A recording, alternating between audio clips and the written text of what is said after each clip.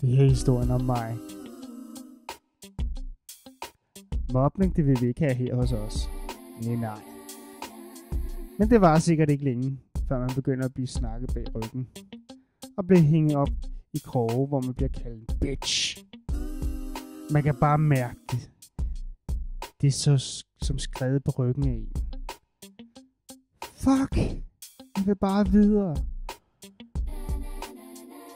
Vi trængt op i en krog af nogen. Alle er imod en.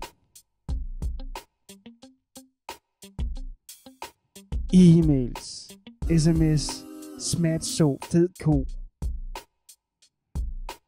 Alle kigger på en. Alle griner af en.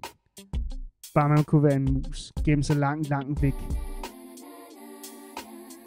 Ej, eller selvmord. Det sidste udvej. Yes. Jeg tror, jeg skærer i mig selv. Måske skulle jeg gøre lidt bedre.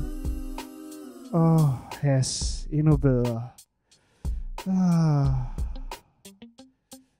Hvor er det dejligt. Kokain. Og så en enkelt bar eller to, og så går vi i seng.